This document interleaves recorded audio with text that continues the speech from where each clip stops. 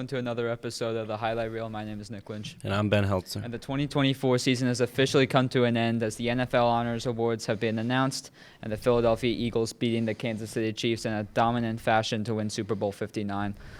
So we're going to go over both of those events. So to start off with the honors before we get to the big game, Comeback Player of the Year, some ones we disagreed about. Joe Burrow won Comeback Player of the Year.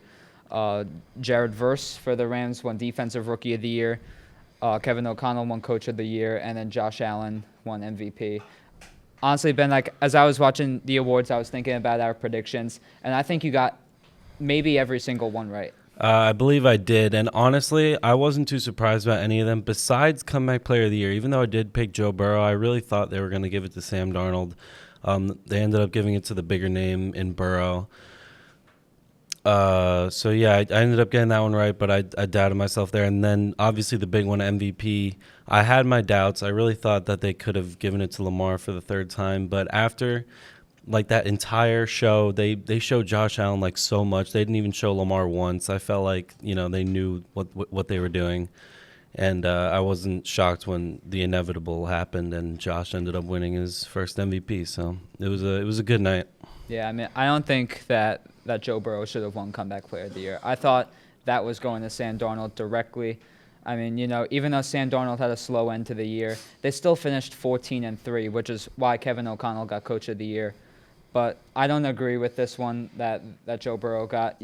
Yes, he put up offensive stats from a quarterback like no other, but I really think it should have gone to Darnold. Yeah, I kind of agree, but it is what it is. Yeah. So now we're going to move to the Super Bowl. Honestly, this was shocking. The Eagles go up 24-0 at halftime. I mean, and then after the Eagles score a touchdown on their first drive, and then the Chiefs go 3 and out, I knew it was not going to be their night for Kansas City. See, I was actually in denial pretty much the entire first half, and even some of the third quarter. I was like, there's no way the Chiefs are going to go down like this. I had a feeling, I mean, it was a wrong feeling, but I just kept telling myself, they're still going to win. They're still going to win. They're going to pull something, and they're going to come back, but it just never happened. And I don't think I've ever been more wrong about a single sporting event in my entire life, but I was extremely happy to be wrong because what a performance for Philly, and it was great to see them get back on top. Yeah, I mean, I kind of thought that too. The Chiefs were going to find some way to come back. But I think, after the first half, they go down 24-0. I'm like, there's no way they can come back from this. There's just no way. But Patrick Mahomes, I think that was the worst game of his career that I've seen him play. Yeah, it was just sloppy. I mean, 2 bad interceptions. He did end up having more yards and touchdowns than Hurts, but a lot of that was in garbage time when Hurts wasn't even on the field and Mahomes was just chucking it down. Obviously, he had that deep touchdown to Worthy. But, yeah, overall, Jalen Hurts just outplayed him. And you could argue that Jalen Hurts outplayed him in their previous Super Bowl 57. So that's arguably two times in a row where Jalen Hurts has outplayed Patrick Mahomes in the Super Bowl. And I think that, he deserves a little bit more respect, especially after Sunday. Yeah, I mean, when the run game wasn't showing up for Saquon Barkley, I think Kansas City did a great job with that. Jalen Hurts showed up, and he was on target with his receivers. He was throwing touchdowns. And I think, even Saquon Barkley didn't have one touchdown, and the Eagles still won. I think, he should have been the Super Bowl MVP, which he did get it. And, I really want to see where the Eagles go next year from this. Is Hurt. We know Hurts didn't have the best season in the regular season, so I think the Super Bowl was his best game of the season. Yeah, 100%. And he didn't even do too much. He was just taking what the defense was giving him. They were game planning for Saquon Barkley pretty much the entire 2 weeks they had between beating the Bills in the AFC Championship and the Super Bowl. They were just like, how do we stop Saquon? How do we stop the run? And it allowed for Hurts to kind of open things up through the air. And he just delivered. He was delivering strike after strike to open target after open target. And he didn't get too fancy. He was just, playing fundamental football through the air, and it was enough to get them the win. So we're going to move on to our early Super Bowl predictions for next year. Honestly, I think Philadelphia is going to run it back. I think they're going to beat And the AFC team that I think is coming out is going to be the Bengals. I think Cincinnati is going to get back to the Super Bowl. They're going to figure it out. They have a new defensive coordinator. I think their offense is really good, especially if they re-sign T. Higgins. And I think the Bengals will get back to the Super Bowl, but I think it's going to be 45-28. Nobody knows, how these two teams are going to play next year. But if the Eagles keep this dominancy and this, if they just keep blowing out their opponents, I think they have a good shot. Yeah, I can absolutely see them going back to back. I'm going to go with a different team from the NFC and from the AFC. I'm going to start with the NFC. I'm going to say that the Detroit Lions, after a extremely disappointing end to the season, I think they come back next season out for revenge. They're going to be hungry. I think that, they've proven this season, pretty much this entire season, that a healthy Lions team is easily the best team in the league. And I think that they'll get back to the Super Bowl in San Francisco, but I think that they will end up losing to my Buffalo Bills. I have a feeling. I don't know. The last time Kansas City lost in the Super Bowl, they didn't make it back the next year with the Bengals making it. I think that'll happen again, but this time it'll be the Bills finally getting over the hump and beating the Lions 34-30. But I don't know. That's probably just me being delusional. Yeah, don't forget, Ben, they've never won the Super Bowl. I know. That's very true. Thank you for pointing that out. Well, that's it for us on the NFL, but up next is Smitty and I talking about the NHL. Hello and welcome back to the NHL on the Highlight Reel. I'm Smitty and this is Nick Lynch. This week we'll be talking about the Eastern Conference and the Four Nations face-off. So let's get right into the Eastern Conference. There's been one big change in the Atlantic Division. Tampa Bay has jumped into the division leader spot, and Ottawa goes down to the number 1 seed in the wild card with Detroit. And then, but in the Metro, not much has changed there. In the Metro, nothing has changed. It's still Washington, Carolina, then the Devils. But Boston drops down to the 4th place. Columbus jumps them. And then in first place is Ottawa. Or first place is Ottawa, and then second is Detroit. So Boston and Columbus both have 60 points, and then I'm pretty sure Detroit and Ottawa, I'm pretty sure has 64, and then Detroit has 62. So tight race, like we said last week. It's going to be definitely interesting after this break to see what happens for the last fourth of the season. But moving on, starting today, actually, the NHL has added a new tournament they implemented this year. Instead of the All-Star break is the Four Nations face-off. This tournament will feature only NHL players, making the first best-on-best tournament since the 2016 World Cup of Hockey. These teams are 4 different countries: the United States, Canada, Finland, and Sweden.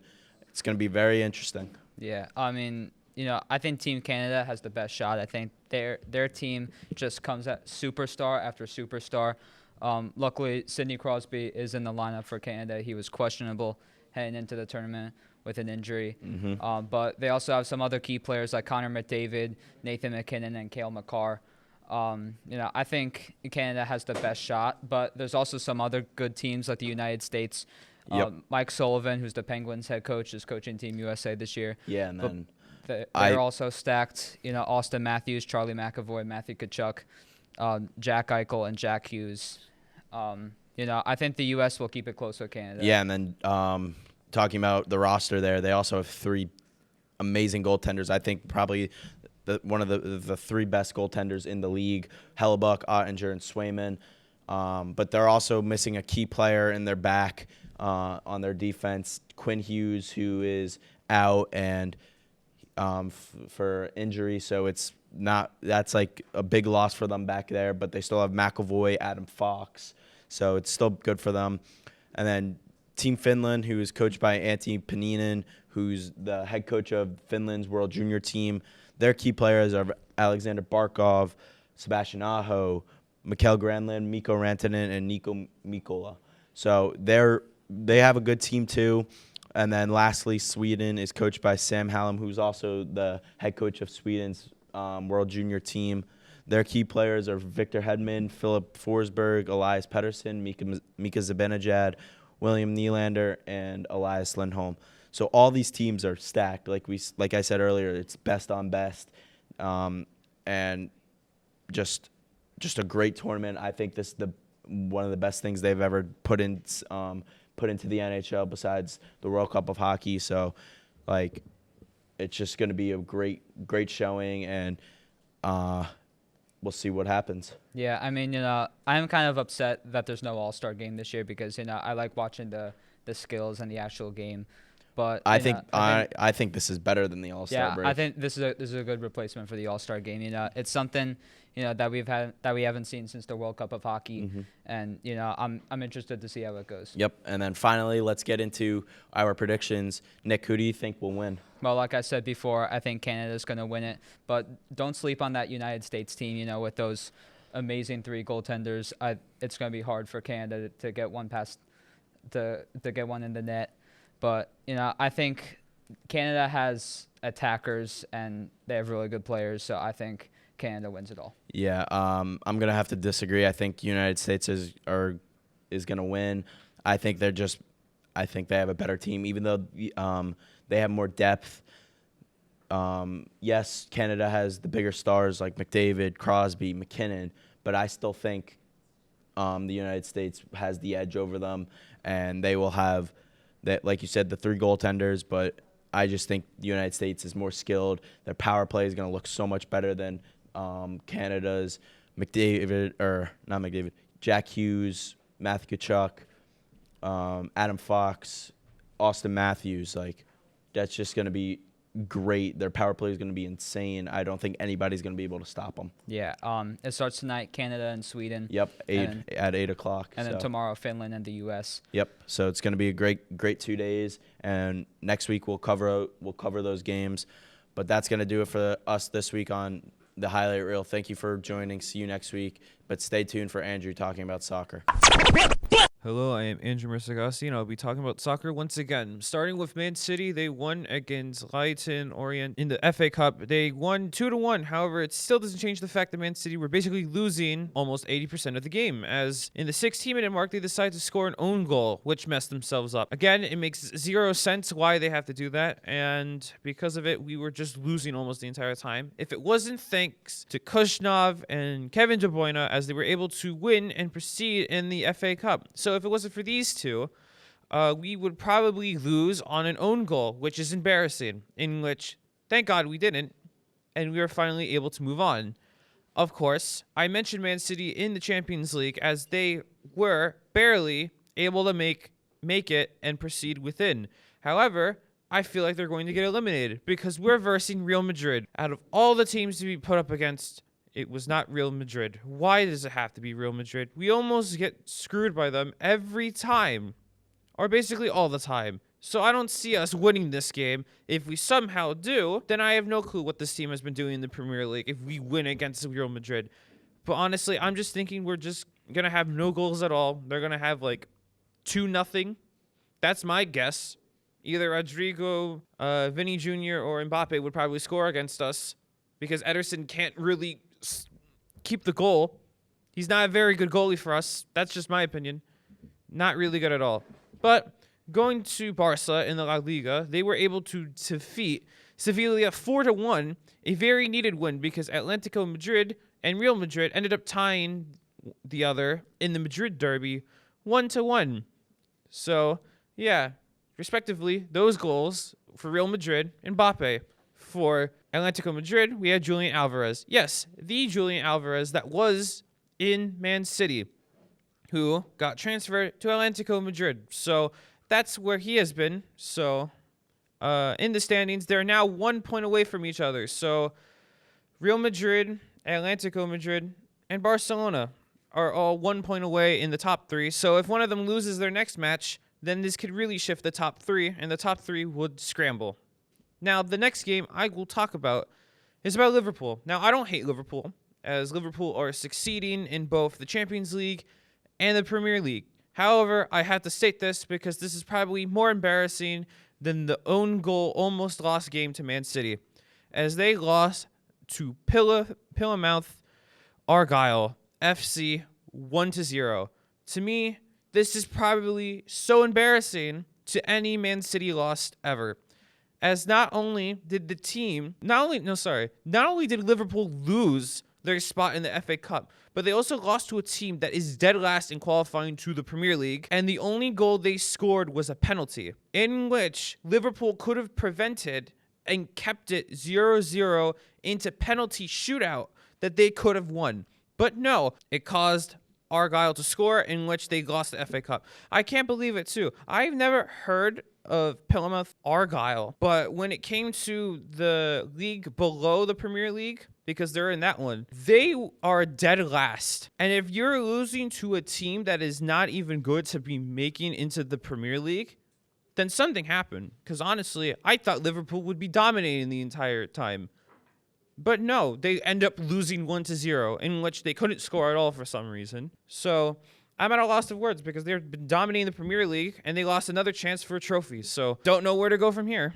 This time I won't announce the standings for the Premier League because the Premier League didn't happen this week. It's going to happen this week though. So I will be covering it in the next episode. So thank you for watching and don't go anywhere as Rocco and Matt will be talking about the NBA. Hello and welcome back to the NBA segment of the highlight reel. Today we got a couple games to cover, so without further ado, let's get it started. Rocco, Saturday we had the Mavericks against the Rockets. Mavericks taking this one 116-105. Thoughts? Look, I didn't see it coming. I know the Mavericks just traded arguably the greatest player of the generation in Luka Doncic, but it's a good way for them to bounce back, especially with all their fans wanting their owner's head. But listen, look at it like this. The Rockets are a great team. I know they've stumbled a little bit after losing to the Knicks about a week ago, but it's a good win for the Mavericks. And Anthony Davis, welcome to Dallas, my man. Anthony Davis, he had 26 points, 7 assists, and 16 rebounds. A great game from him. Even Max Christie, he had 23 points, 2 rebounds, and 2 assists. Not a bad showing. Next we got the Knicks and the Celtics. Celtics taking this one, 131-104. Oh no! This game was very hard to watch. It was very, very bad.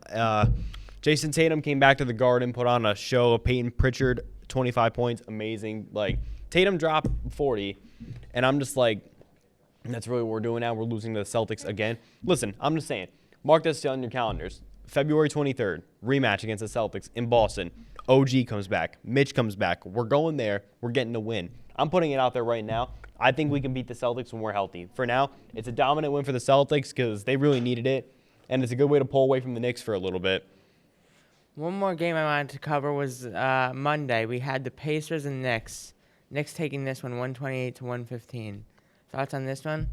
Take care of business. Listen, the Pacers are not what they used to be. The Knicks, this is their way of getting, okay, I guess it's not getting revenge because it's the playoffs after all, but it's a way to get back at the Pacers a little bit for the way they lost. Listen, Cat came to town, 40 points, double-double. What more could you ask for? Josh Hart, a phenom, once again, 30 points. I love it.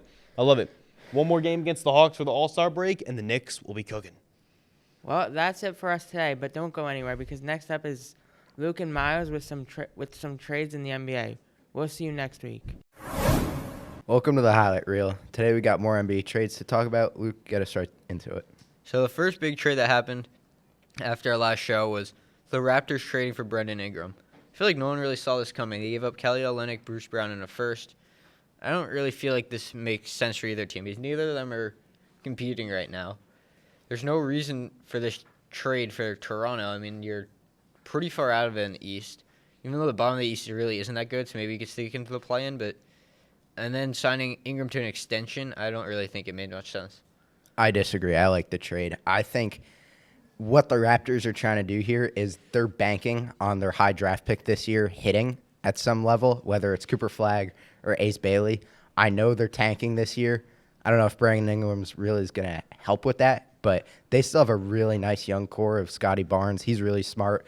They have Grady Dick. He's pretty good.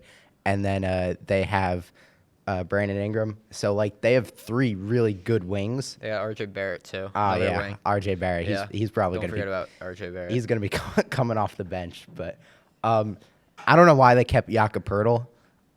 They needed a big guy. Yeah. Someone. But, again, they still don't want to They be. beat Philly last night without him, with no bigs against Embiid. Well, Philly's terrible. But That's true.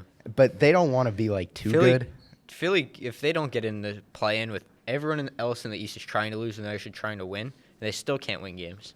Yeah, that's another thing. Like the East is so like Yeah, I feel like not Toronto could end up sneaking in, and they're like 17-30 right now. they don't want to be good. Like But now you got some talent. now you might as well be. And they gave up so little for him that it's like you Yeah, might that's as why well. it made sense. Yeah. So moving on to another big trade, the Warriors trade for Jimmy Butler. The Heat get Andrew Wiggins, Kyle Anderson, and Davion Mitchell, and a first-round pick. I think this is a terrible trade for the Warriors, to be quite honest. Andrew Wiggins, you could argue, was playing better than Jimmy Butler. He's a terrible attitude. He's a terrible teammate. I know he shows up in the playoffs once in a while, but like the guy's 35. They extended him Yeah, for they signed him to an extension. That's Yeah. really what messed it up. Was giving him $60 million. Was that it? yeah. After trading a lot to get him. When he hasn't played in a while, he wasn't that good at the beginning of the year. And he really is just getting older. And, like, everywhere he goes, it ends up being an issue. Yeah, like playoff Jimmy's dead. Like it's not a thing anymore.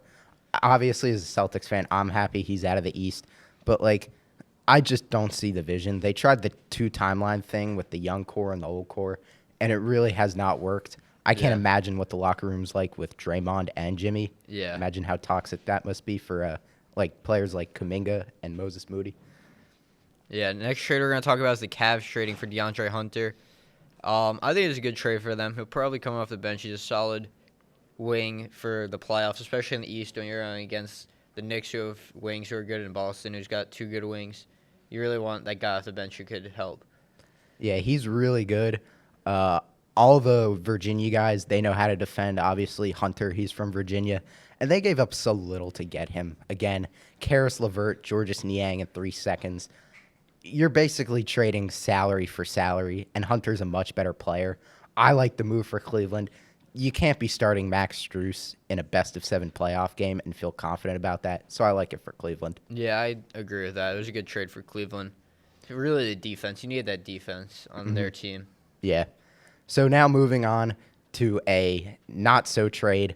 The Lakers at one point traded for Mark Yeah. Williams. Gave up Connect, Reddish, and a first, which is a pretty decent amount for Mark Williams. Everyone knew the Lakers needed a big man, and everyone thought they got their guy in Mark Williams, who's young, athletic, big, and then it just didn't happen. Yeah, we got a notification. I think we were watching the Knicks Celtics game, and then it was like Shams tweeted, "Oh, the trade's not happening because of Mark Williams failed his physical." And I'm like, "What?" Yeah.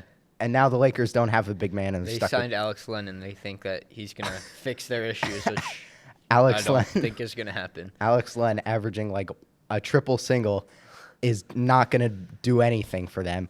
Well, I don't understand what the Lakers are doing because they traded for Luka, and the whole point of the Mark Williams trade not happening was Mark Williams failing his physical. You could argue Luka is more injury prone than this guy. He's incredibly overweight, and it's like, what are they doing? I mean, Williams, he's a good player. I get it, but he's unhealthy. I just don't understand what the Lakers are doing. Yeah, but they really needed to get a big guy after losing Davis. If you want to actually go far in the playoffs this year, it cannot be with Jackson Hayes and Alex Len. I can't see them going on a run with those 2 guys. Yeah. Moving on to the next trade, another surprising one is the Bucks trading Chris Middleton to the Wizards and getting Kyle Kuzma back. I don't understand this at all. I don't think it helps either team. Kuzma is not as good as Middleton. I mean, neither of them are that good, but Kuzma is really bad. Middleton is an older guy going to Washington who's not trying to win right now, so that doesn't make sense either. Yeah, I mean, Middleton's washed. We all watch the games. We all see it. I mean, he's had way too many lower body injuries. At this point, he's like Nets Kevin Garnett. I mean, he's just there. He's a good, like, locker room guy. I don't know what the Wizards were doing this trade deadline trading for Marcus Smart. He's, like, an incredible player, but they just... They just traded. They're the worst team in the league, and they traded for old, like, veteran guys, which isn't what you need to be doing right now. I don't understand it, but I kind of understand it for the Bucks. I think you're selling Kuzma short. Just like 5 years ago, he was the number 3 option on a championship team. Like, that was 5 years ago. Before Washington was one of the worst players in the NBA. Yeah, I know it was 5 years ago, and Washington, He was also the first. He was also like a top pick too. Yeah, and defense is optional in Washington. Let's be honest. So like, he's gonna have to learn how to play championship basketball again. But I understand there's one thing that Doc Rivers can do, and that's waste talent, which is what he's doing with Milwaukee. But I think it was an okay move for Milwaukee. They really had to try something. I mean, Yeah. it got repetitive at that point. It was just Giannis and Dame doing everything, and then AJ Green. Yeah, I mean you brought on Yeah. an NFL player's name to an NBA roster. Like, he's not good, but I like it for Milwaukee. Yeah. I don't think it makes any sense, but I mean, Middleton, you could say the same thing. He also won a championship as the number 2 or 3 option a couple Yeah. years ago.